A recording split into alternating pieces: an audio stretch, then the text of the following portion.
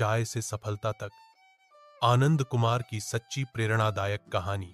पटना के लड़के, गरीब बच्चों संग ऊंचाइयों पर। आनंद कुमार एक ऐसे शिक्षक की जो शिक्षा को व्यापार नहीं, सेवा मानते हैं। आनंद कुमार का जन्म एक गरीब परिवार में हुआ। उनके पिता पोस्ट ऑफिस में क्लर्क थे और मां एक गृहिणी।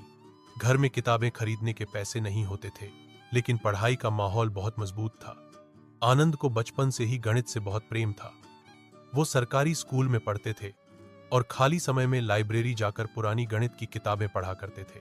उनके पास इंटरनेट नहीं था, मोबाइल नहीं था और न ही कोचिंग का सहारा, सिर्फ आत्मविश्वास और कड़ी मेहनत थी। उनकी लगन और प्रतिभा ने उन्हें कैम्ब्रिज यूनिवर्सिटी से प्रवेश पत्र दिला दिया।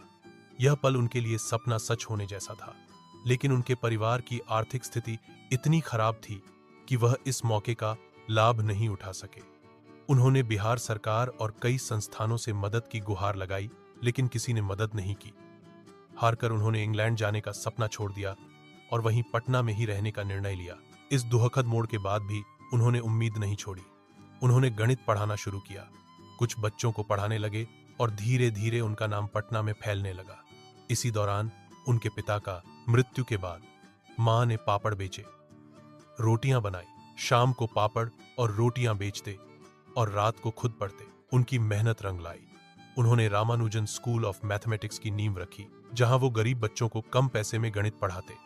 फिर एक दिन एक रिक्शा चालक अपने बेटे के साथ उनके पास आया और कहा, सर, मेरा बेटा बहुत होशियार है, लेकिन हम उसे एट की कोचिंग नहीं दिला सकते। यही वह क्षण था जब आनंद कुमार ने ठान लिया कि अब वो पैसे नहीं, प्रतिभा देखेंगे। 2002 में उन्होंने सुपर 30 प्रोग्राम शुरू किया, जिसमें वो हर साल ऐसे 30 गरीब लेकिन प्रतिभाशाली बच्चों का चयन करते, जिन्हें आईआईटी की तैयारी बिल्कुल मुफ्त करवाई जाती थी।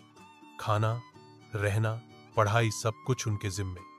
कोई फीस नहीं, कोई डोनेशन नहीं, बस मेहनत और लगन चाहिए थी। सुपर 30 की शुरुआत में आनंद को बहुत संघर्ष करना पड़ा। पैसे की कमी, जगह की दिक्कत, संसाधनों की कमी, लेकिन उन्होंने कभी हार नहीं मानी। उन्होंने बच्चों को अपने घर में रखा, खुद खाना बनाया, खुद पढ़ाया और खुद टेस्ट लिए। बच्चों को किताबें तक खुद के पैसों से लाकर दी। धीरे धीरे उनका यह प्रयोग सफल होने लगा।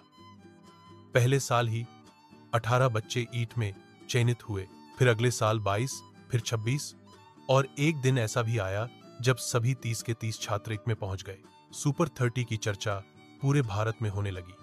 न्यूयॉर्क टाइम्स से लेकर टाइम मैगजीन तक ने